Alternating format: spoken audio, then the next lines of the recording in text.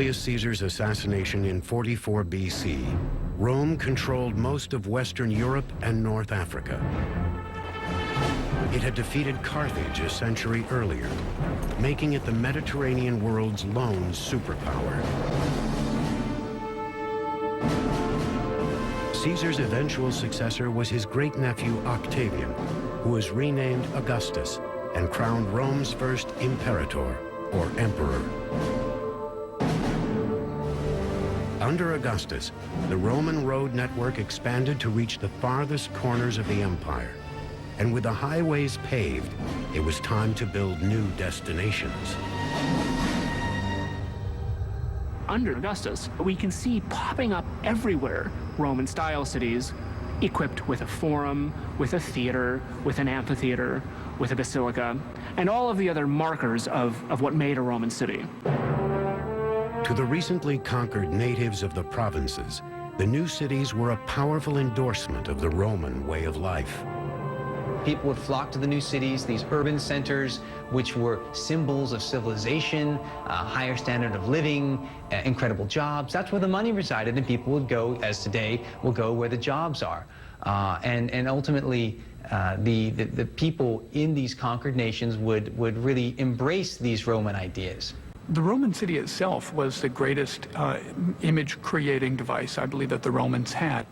And those cities survive today. London, Bonn, Paris are all testaments to Rome's expansion of its culture through its cities. Rome's engineers had a secret weapon that enabled them to build bigger, stronger, and faster than anyone else. Waterproof concrete, mixed with a volcanic sand called pozzolana. Early concretes were just a simple lime mortar mix, which, although they would set, weren't very strong, and indeed the particles in the early concrete could easily break apart. But in Roman concrete, the pozzolan sand reacted with the lime, and it makes a concrete quite like a modern concrete, much, much stronger. They realized pretty early on that by using this substance that they could build literally underwater, an extraordinary invention, which would allow them then to create enormous piers literally within the water itself, revolutionizing travel. That is, bridges could be built that would be permanent bridges rather than wooden bridges. During the age of Augustus, this concrete solidified Rome's chokehold on Western Europe, allowing Roman builders to dominate the landscape with massive man-made monoliths. By the 1st century AD, Rome had emerged as Europe's sole superpower.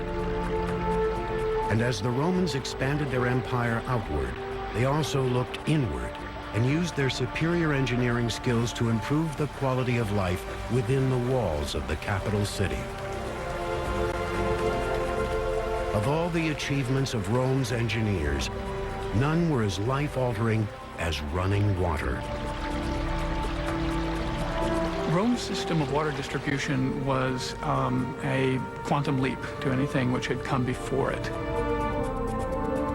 In the capital city, 11 aqueduct lines guided a steady stream of fresh water to its citizens, carrying a combined 200 million gallons a day into the city from mountain springs miles away. The amount of water that they brought in, just to give you an idea, the 11 aqueducts brought in more water daily than was available on a daily basis in New York City in 1985. So much water was available in the city of Rome, and this sustained an enormous population. The aqueducts fostered the growth of a new urban culture. With a constant stream of water, up to 1 million people were able to live cleanly and comfortably in the capital city.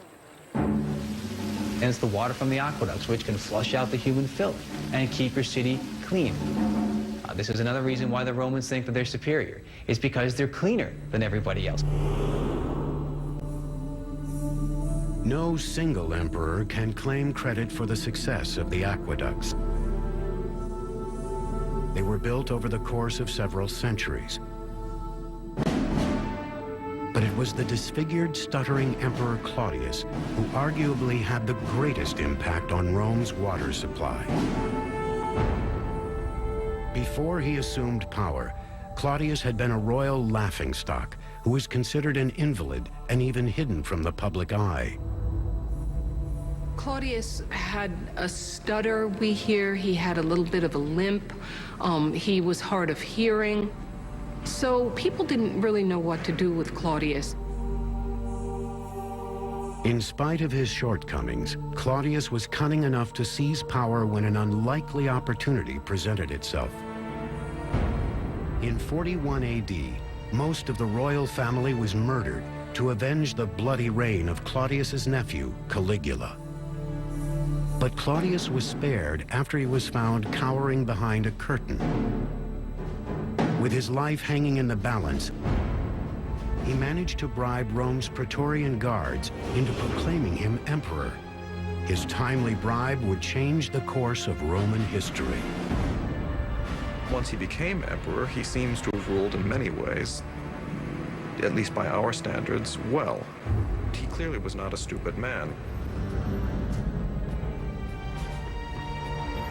During the reign of Claudius, the empire took several surprising steps forward.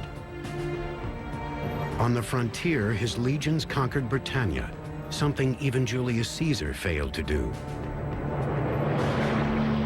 And back home, he built two major aqueducts, the Aqua Claudia and the Anio Novus, which dramatically increased the amount of water flowing into Rome. Aqueducts are not that complicated in theory. That is that water seeks its lowest level, and therefore that you can run water down a slope from any area to another area. So that's a pretty simple premise that everybody would have known. But that the practice of creating an aqueduct is another thing. The Romans engineered their aqueducts to approach the city on a gradual declining angle, or gradient. That gradient was just several inches every 100 feet. The slope of the aqueduct had to be calculated from great distances, 20, 30, sometimes even 40 miles, from the source in the mountains to the cities themselves. That had to be consistent. They couldn't deviate from it, regardless of what the terrain was. To maintain the water's precise descent through high mountains, Roman engineers dug perfectly angled tunnels through them.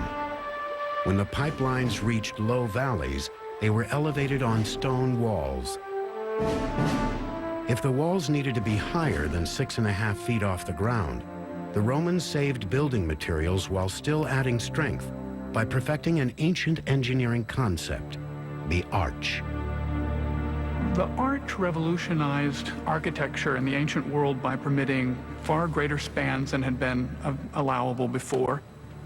They basically changed the spatial conception totally of Roman architecture. Arches were built around a temporary wooden framework that held each stone in place until the keystone was laid in the center. The keystone evenly distributed weight down each side of the arch, allowing builders to stack additional stones above it. Arches are improvement upon building just a straight wall in a variety of means, both in terms of their efficiency and in terms of their strength. The arch, of course, takes much less material to build. Arches are very strong at supporting things like roofs and aqueducts and whatever you want to put on top of them. A 6-mile column of arches carried the Aqua Claudia across the valleys on its way to Rome. The aqueducts would have had a covered roof, but of course if you could take the roof off, you could see the water like an open river coming down towards the city. After reaching the city, each aqueduct emptied into 3 holding tanks. One for the public drinking fountains, a second for the public baths, and a third reserved for the emperor and other wealthy Romans who paid for their own running water, a concept that was well ahead of its time.